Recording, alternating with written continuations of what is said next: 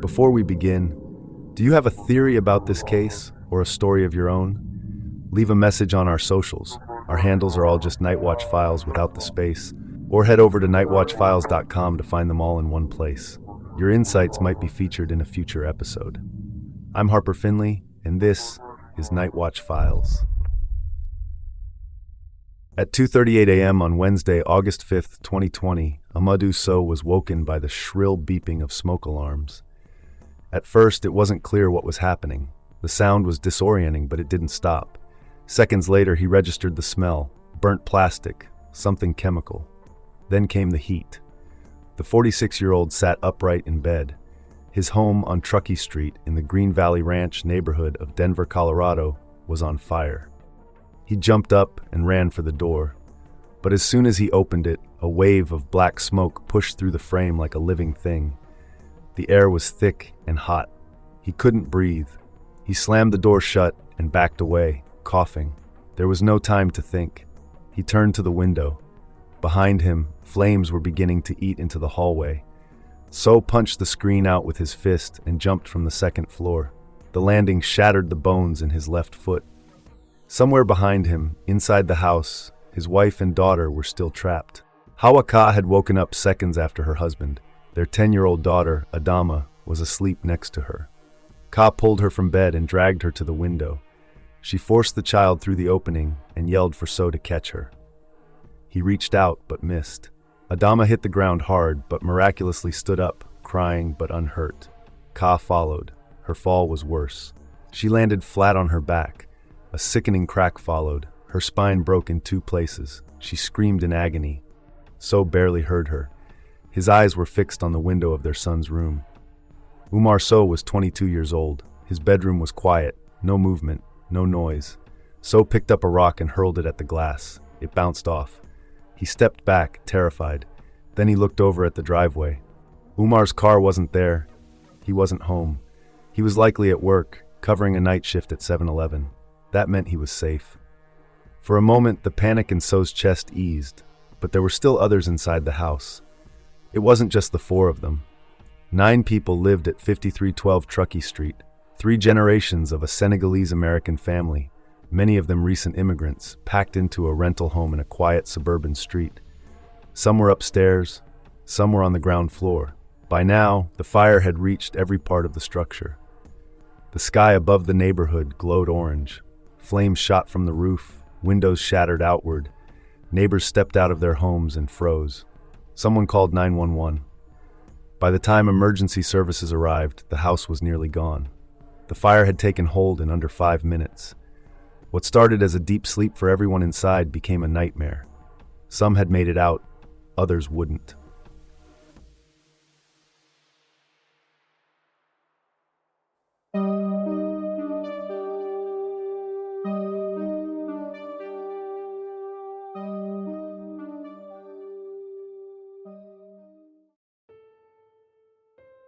In the Rocky Mountains of Colorado, far from the Atlantic shores of West Africa, a resilient and tightly bonded community of Senegalese immigrants quietly laid down roots in the 1990s. It was then that the first wave of immigrants from Senegal began to establish themselves in the region, drawn initially to towns scattered across the Rocky Mountains. These early arrivals found employment in hospitality and retail industries, taking positions that required long hours and steady hands. Some of these new residents were refugees, forced to leave Senegal as a border war with Mauritania in the 1990s tore through their homeland. After navigating the asylum process and securing their green cards, many returned to their roots to bring their families over to join them. Denver's comparatively affordable housing, when measured against the soaring costs of the mountain towns, drew many Senegalese families into its fold. The community's foundations were laid in these small mountain towns. Senegalese workers, often separated from family, took low-wage jobs in hospitality and retail, sending money home and waiting, sometimes years, for legal residency to bring loved ones over. Once green cards were secured, many families relocated to Denver, drawn by cheaper housing and proximity to others from the diaspora. The urban environment offered community, resources, and a shared sense of survival in a country where many felt invisible. It was within this context that the Senegalese-Association of Colorado, SAC, was born. In 1997, Samba Kana, a community leader, called the first meeting at his home. The goal was to unify, to create an anchor point for a growing population whose needs, legal, cultural, social, were specific and urgent. By 1999, the association had gained official recognition from the state, with documentation signed by members Samba Njai, Baidi Lee, and Mansour Ba. SAC provided more than just cultural programming. It became a de facto social service organization. When members were detained, SAC coordinated bailouts. When someone fell ill or couldn't afford rent, SAC mobilized. When newcomers arrived, SAC offered guidance on navigating housing, jobs, school registration, and immigration paperwork. It also preserved culture through language classes in Wolof, holiday celebrations, and events that centered Senegalese dance, fashion, and cuisine. By 2020, Denver's Senegalese population was estimated at around 2,000. Though numerically small, it was a deeply intertwined community. Hospitality and retail work had given way to more stable professions. Some became engineers, accountants, or taxi drivers. Community spaces were shared. Traditions, including communal meals eaten by hand, were practiced openly in neighborhoods across the city. Among those who had emerged as a central figure was Papa Dia, a Senegalese immigrant who arrived in Denver in 1998. His own journey was emblematic of the immigrant experience, learning English, working at a bookstore, and eventually becoming a bank teller. It was there that he encountered a steady stream of African immigrants struggling to understand banking systems. Fluent in Wolof and French, Dia helped them navigate account openings, loans, and signatures on forms they couldn't read. That work evolved into the African Leadership Group, ALG, a broader nonprofit serving African immigrants. Under Dia's leadership, ALG became not just a service provider, but a convener of cultural life, hosting events, offering education, and connecting the African diaspora in Colorado with one another and with local authorities. Within this tight-knit community, the Joel family occupied a central and cherished place. Jibril Joel, 29, had graduated with a degree in civil engineering from Colorado State University. His aspirations were firmly rooted in the notion of service. He dreamed of using his technical knowledge to improve infrastructure in the rural regions of Senegal. Ousmane Ba, a close friend, recalled him as a joyful man, a natural leader, and above all, a brother. His wife, Ahja Joel, 23, shared a vision for the future. She planned to return to school with dreams of becoming a nurse. Jibril's sister, Hassan Joel, 25, had similar ambitions, hoping to one day complete her nursing studies. Their lives revolved around family, work, and faith, marked by a quiet devotion to their community and mosque. Amadou Sow, a 46-year-old Senegalese immigrant, had purchased the 4-bedroom property at 5312 Truckee Street in the Green Valley Ranch neighborhood in 2018. The neighborhood was relatively new and somewhat isolated, but for Sow, who typically worked night shifts at Walmart, the house served as a place of refuge. Amadou Sow shared the home with his family, including his wife, Hawa Ka, and their 10-year-old daughter, Adama. Amadou and Hawa also had a 22-year-old son named Umar, who also lived in the house. Not long after Amadou Sow's family moved into the Truckee Street residence, the family of his friend, Jibril Joel, joined them, establishing a shared living arrangement prior to the fire. It was from this home, shared by the Sow and Joel families, that Amadou Sow, Hawa Ka, and their daughter Adama were forced to make a desperate escape in the early morning hours of the fire. In total, 9 people called the house home. In the early hours of August 5, 2020, an unthinkable tragedy unfolded. At 5312 Truckee Street, a 2-story home housing 9 people, a fire erupted. Within minutes, flames engulfed the building. Jibril Joel, his wife Aja, and their 22-month-old daughter Khadija perished in the fire. Jibril's sister Hassan and her 6-month-old daughter Hawa Bayai also lost their lives. The devastating reach of the fire left little hope of survival for those trapped inside. A neighbor awoke to the piercing sound of screams and rushed to their window, only to witness the house already overtaken by flames. Firefighters arrived moments later, but the inferno was too advanced. Police officers were among the first responders on the scene and made valiant efforts to enter the building. they were forced back by the overwhelming heat and flames. The fire had already consumed the structure, leaving only its skeletal frame blackened and smoldering. Amadou Sow, his wife Hawa Ka, and their 10-year-old daughter Adama made the split-second decision to jump. The escape came at a cost. Amadou Sow's left foot was fractured upon impact, and Hawa Ka suffered severe injuries, her spine shattered in 2 places.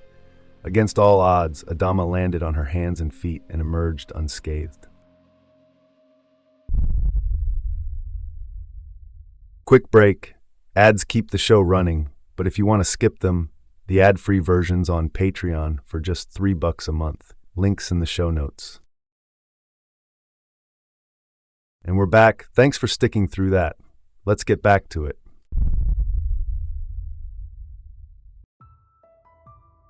The investigation into the fire that claimed the lives of 5 members of the Joel family began in the early hours of August 5th, 2020. The scene that confronted the first responders was one of devastation. Denver police officer Gordon King was the first officer to arrive, spotting the fire at approximately 2:40 a.m. near East 51st Avenue and North Tower Road. Flames erupted from the lower floor of the residence at 5312 Truckee Street. Smoke thickened in the night air, and the structure was fully engulfed. The fire burned with such ferocity that it consumed the home's frame in less than 10 minutes. Officers arriving on the scene attempted to breach the building to rescue the trapped occupants, but the intensity of the heat and smoke forced them back. Fire crews arriving shortly afterward were able to enter once the blaze was partially subdued. The bodies of Jibril Joel, Ahja Joel, Khadija Joel, Hassan Joel, and Hawa Beye were recovered from the first floor near the front door. The case was assigned to Detective Neil Baker, a seasoned homicide investigator with nearly 3 decades of experience in Denver law enforcement. Known for his deliberate methods, Baker was in his 50s, his appearance marked by reading glasses, thinning hair, and a rosy complexion. Assisting him was Detective Ernest Sandoval, nearly 15 years Baker's junior and recently transferred to the homicide unit. Sandoval had expected that his new assignment might involve routine procedures, writing reports and attending autopsies, but the scope and gravity of this case became apparent almost immediately. Support came from the federal level as well. ATF agent Mark Sonnendecker, specializing in digital forensics, joined the investigation. Sonnendecker, slim and soft-spoken, was often compared to Bill Nye in appearance and demeanor, according to Wired in an article on the case. His role was to analyze digital evidence, a task that would prove crucial in the long months ahead. The community's anguish deepened in the weeks that followed. Grief gave way to fear and a sense of vulnerability. Members of the Senegalese and broader African immigrant community feared that the fire might have been a hate crime, given that the victims were Black Muslim immigrants. Community leaders expressed concerns that the investigation might not be receiving the attention it deserved, raising questions about whether the victims' identities influenced the pace of the investigation. Many Senegalese immigrants responded by installing security cameras at their homes, a quiet but pointed measure of self-protection. Detectives like Baker and Sandoval felt the weight of community expectations. The pressure was immediate and unrelenting. The tragedy had left a deep scar, not only on those directly affected, but on the broader Denver community. Maria Mendoza, a neighbor of the Joel family, described being awakened by urgent, panicked cries in the night. "Get the baby out! Get the baby out!" These words echoed through the darkness, a devastating reminder of the final moments inside 5312 Truckee Street. The loss reverberated far beyond Denver.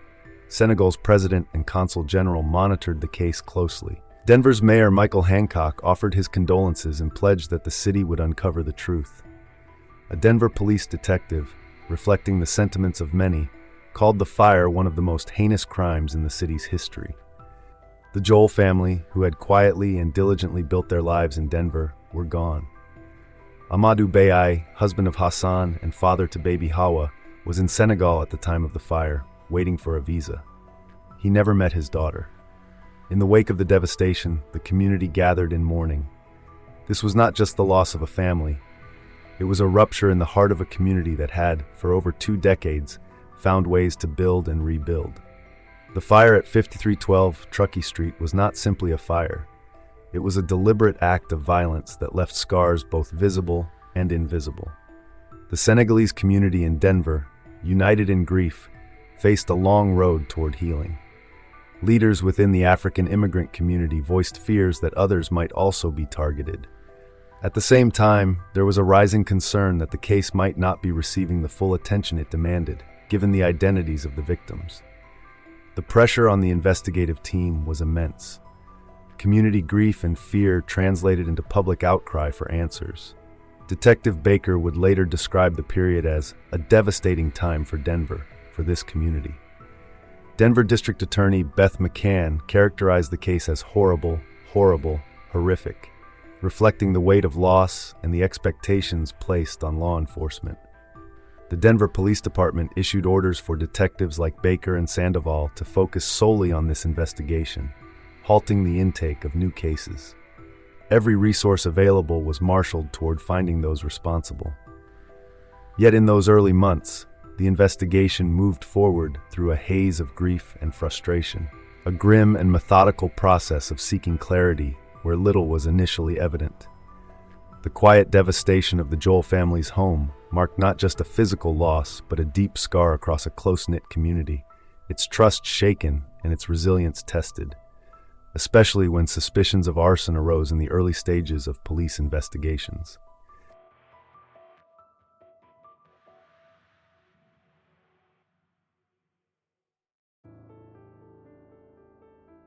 In the days and weeks that followed, investigators faced a seemingly impenetrable wall. Hundreds of tips came in, including some from psychics, but none yielded actionable leads. The case stagnated. The crime scene itself was chaotic, and immediate suspects were absent. The first solid lead emerged from a neighbor, Noe Reza Jr., who shared surveillance footage from his home. His cameras captured three figures in hoodies and full-face masks approaching the Joel residence at 2:26 a.m. on the morning of the fire.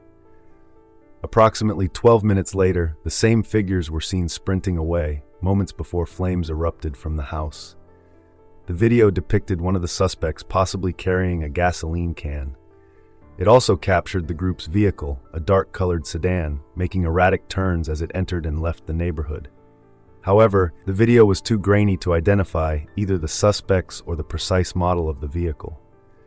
Detectives and agents began their investigation with interviews of the victims' friends and family. They scrutinized text messages and financial records, seeking any thread that might suggest motive or potential conflict.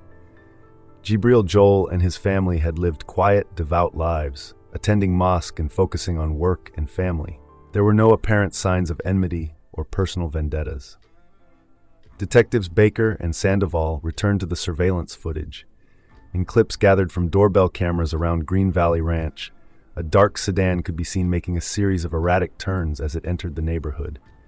The same vehicle was later recorded swerving across streets and mounting curbs as it fled. The image quality, however, was too poor to identify a make or model. The car remained unidentified. With little else to go on, the investigators turned to digital records. They applied for what are known as tower dump warrants, court orders requiring cell phone providers to hand over information about all devices that connected to nearby towers at the time of the fire. They also issued geofence warrants to Google, requesting data from any devices that had reported their location near 5312 Truckee Street in the early hours of August 5th. At the time, many Android phones, and even iPhones with Google Apps installed, logged this kind of data by default. The response from Google and the carriers came back quickly, and it was overwhelming. Thousands of phone numbers. The data was handed off to Mark Sonnendecker. He started by focusing on one provider, T-Mobile. In his experience, the company often accounted for a disproportionate number of users in past investigations. Sifting through T-Mobile's logs, Sonnendecker found that 1,471 devices had connected to towers within a 1-mile radius of the fire during the window of interest. Using signal return software, tools that analyze the timing of signals between devices and towers, he narrowed the list down to the 100 phones closest to the house. Toward the end of August, police returned to Green Valley Ranch with a cell site simulator, equipment that mimics a phone tower and collects identifying data from nearby phones. Over the course of one evening, it recorded 723 device IDs. Sandoval compared those against his earlier list. 67 devices appeared on both. They were likely local residents. That left 33 phones unaccounted for, T-Mobile subscribers whose presence in the area during the fire couldn't be easily explained. Investigators considered bringing those 33 individuals in for questioning, but with no solid leads, they held off. There was concern that any public action might alert the suspects and give them time to disappear. For the time being, the list was set aside. By mid-September, momentum was beginning to slow. Hundreds of tips had come in through Crime Stoppers, some credible, others far-fetched. The detectives followed leads as far as Iowa and questioned a group in the town of Gypsum who had been found with firearms, narcotics, and black masks. They interviewed members of the Senegalese community in Silverthorne. Nothing stuck. Baker later said, "We got pretty hopeful here and there, but it just kind of fizzled out." Public attention didn't wane. That summer, protests across the U.S. that had brought national focus to cases involving black victims. In Denver, a petition demanding that law enforcement prioritize the arson investigation gathered nearly 25,000 signatures. The pressure on Baker and Sandoval increased. The department told them to set aside all other cases. At a meeting in September, the pair asked colleagues for any suggestions, anything they hadn't yet tried. A detective raised a question. Had anyone looked into whether the suspects had searched the house's address online before the fire? It was a simple idea, but it opened up a new possibility. Perhaps Google had a record of who had searched for the address. They contacted Sandoval and the deputy district attorney overseeing the case, Kathy Hansen. None of them had ever requested a search history like that before. But after checking legal records, they discovered that similar warrants had been issued in a handful of previous cases. Bombings in Austin, a fraud investigation in Minnesota, a trafficking case in Wisconsin, and a federal case involving an associate of musician R. Kelly. The details of those cases had mostly been sealed, but the precedent was there. Hansen and Sandoval drafted the warrant from scratch.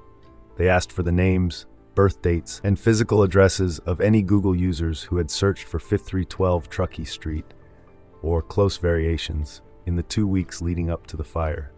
Google rejected the request. According to court documents, the company follows a multi-step process for reverse keyword search warrants. First, they provide anonymized data.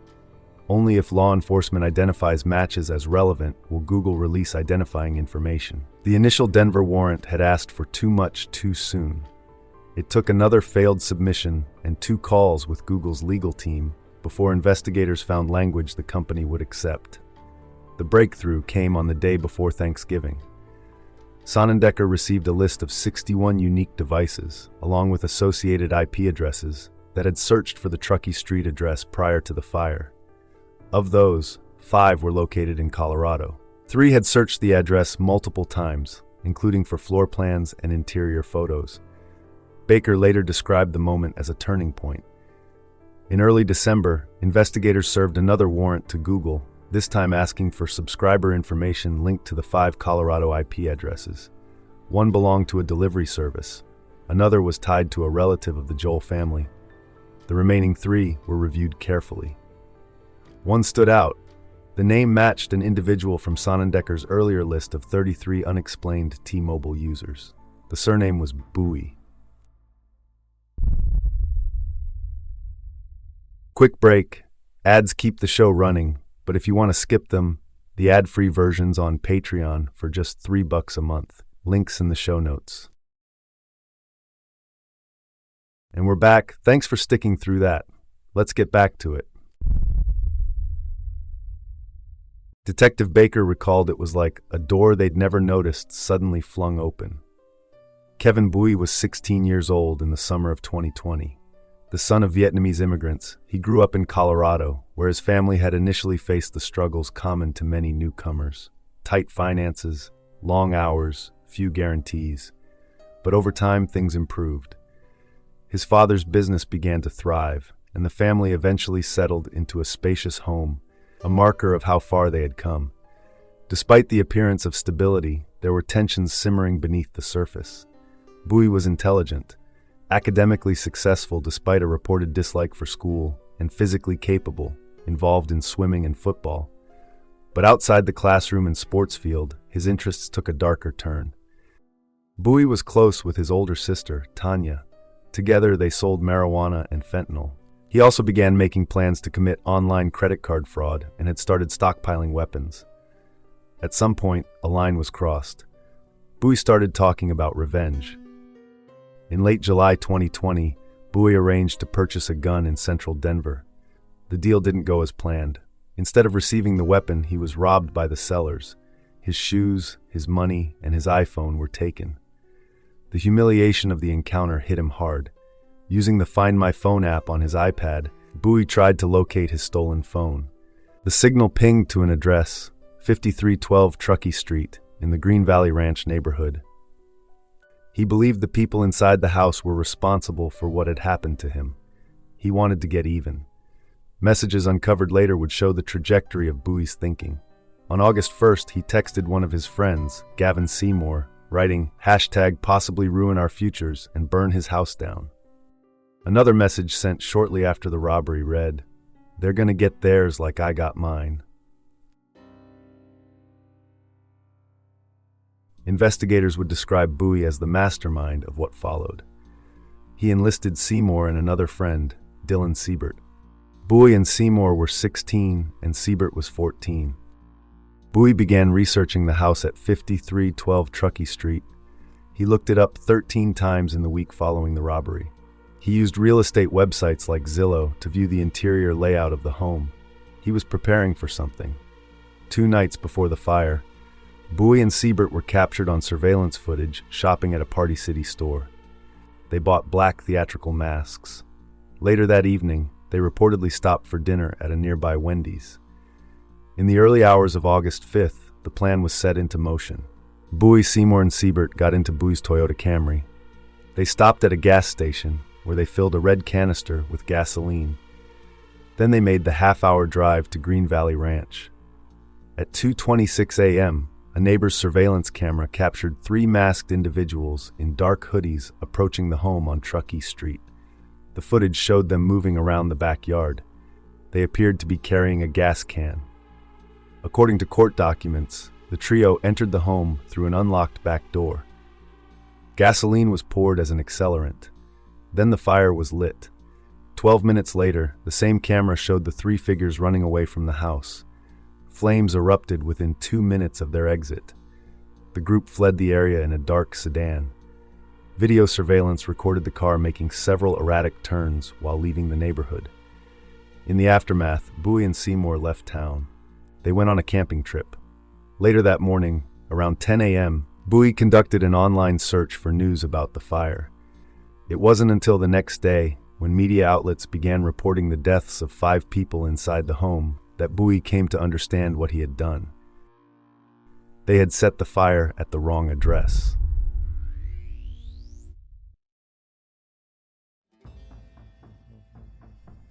The phone linked to the critical Google searches belonged to Bowie's sister, but investigators quickly traced it to Kevin Bowie himself. Further social media scans connected Bowie to the 2 other teenagers, Gavin Seymour and Dylan Siebert, who also appeared in cell phone records, placing them near the fire scene. All 3 were from Lakewood, a city miles away, with no apparent ties to the victims. The Find My Phone app, relying on imprecise location data, wrongly indicated that the phone was at 5312 Truckee Street. None of the Joel family had any connection to Bowie, the stolen phone, or the robbery. Digital evidence provided the backbone for the case. Months after the fire, in January 2021, Kevin Bowie, Gavin Seymour, and Dylan Siebert were arrested. Bowie confessed, admitting that he set the fire because he believed his stolen phone was in the house. The community, left grieving and searching for answers, finally learned the twisted story behind the tragedy. Through a combination of digital records and relentless investigation, authorities had unmasked the teenagers responsible for one of Denver's most shocking crimes.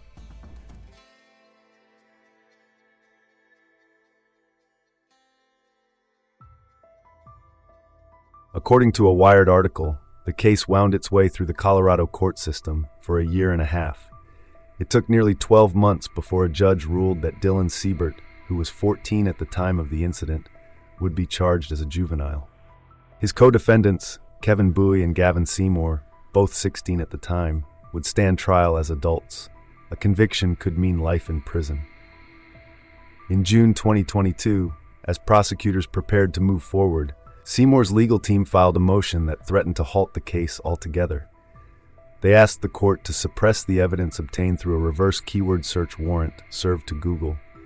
By then, nearly 2 years had passed since 5 members of the Joel family were killed inside their home. For those left behind, relatives, friends, members of the local West African community, the grief remained sharp. Many had not yet returned to normal routines. Now, detectives had to inform them that the entire case could be jeopardized. If the court found the warrant unconstitutional, the primary evidence linking the teens to the crime might be inadmissible. Seymour's lawyers described the warrant as a form of mass surveillance. In their view, police had instructed Google to search through the private histories of billions without specific suspicion, what they called a digital dragnet. The Fourth Amendment, they argued, prohibited such general searches. Law enforcement, they said, must show probable cause to investigate a particular person before seeking access to their data. Seymour had not been a suspect prior to the search results. The judge disagreed. He found that the request, though broad in scope, did not breach constitutional limits. Comparing it to a search for a needle in a haystack, the court ruled that the act of querying a database, even a vast one, did not constitute an impermissible intrusion if the parameters were reasonably defined. The legal issue appeared resolved, but in January 2023, Seymour's attorneys announced that the Colorado Supreme Court would hear an appeal. It was the first time a state's highest court agreed to examine the constitutionality of a reverse keyword warrant. The decision, while binding only in Colorado, would likely affect law enforcement practices elsewhere. Observers also noted that the outcome might influence how federal authorities view such warrants going forward. The question before the court extended beyond the scope of the case itself. It touched on broader concerns about privacy, surveillance, and the evolving relationship between individuals and the technologies they rely on. Even a single query can reveal deeply private facts about a person, Seymour's attorneys wrote. Search history is a window into what people wonder about, and it is some of the most private data that exists. In May 2023, the Colorado Supreme Court heard oral arguments. Seymour's attorney likened keyword searches to geofence warrants, which some courts had recently begun to reject. A federal circuit court would later declare geofence warrants unconstitutional under the Fourth Amendment, citing the lack of particularized suspicion. Denver prosecutor Kathy Hansen, who had helped draft the original warrant, defended the method. She compared it to querying financial institutions for suspicious transactions. In her view, no individual privacy was violated. The warrant simply asked for a list of users whose search terms matched specified criteria, and Google had returned that information without identifying anyone beyond the results. The judges pressed Hansen on potential applications of such warrants. Justice Richard Gabriel raised the possibility of future misuse. Could, he asked, a state where abortion was illegal request a list of users who had searched for abortion clinics in Colorado? Under Hansen's interpretation, such a warrant might be justified. The implications, he said, were troubling. The court issued its decision in October 2023. 4 of the 7 justices upheld the warrant's legality.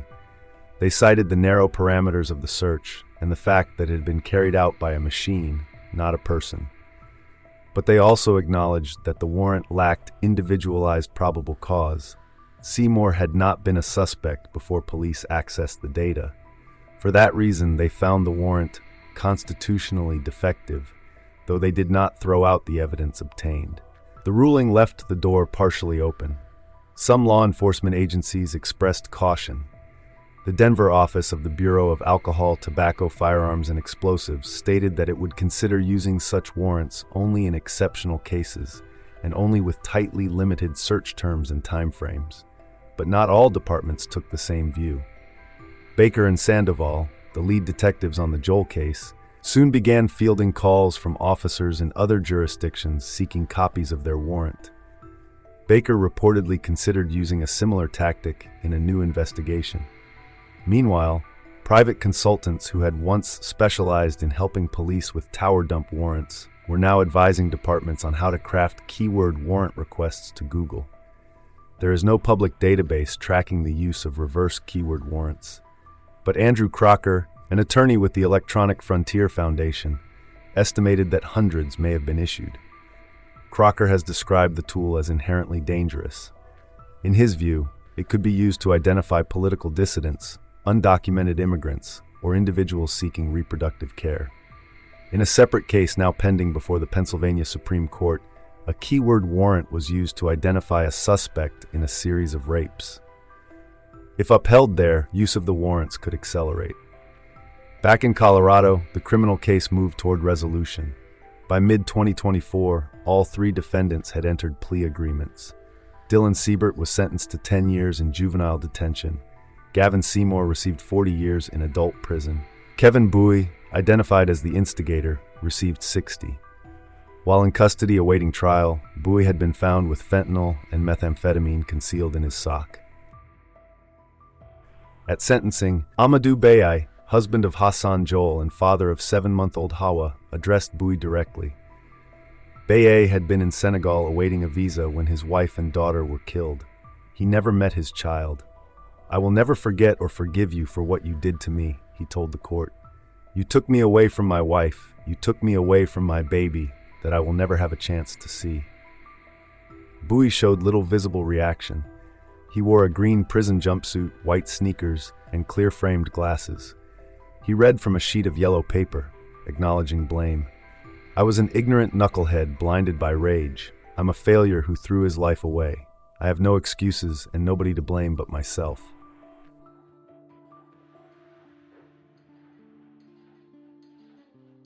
Three months later, in a recorded interview to Wired, Bowie's tone was more casual. He described his daily routine: attending classes, working out, watching television with other inmates.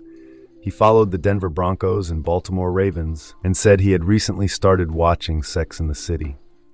He did not comment on the loss of internet access or the limits of life behind bars. For someone born in the digital age, the absence of connectivity might have been significant. But Bowie expressed no frustration. "I'm in a good place now," he said. The call ended shortly afterward. He had an appointment at the prison barbershop.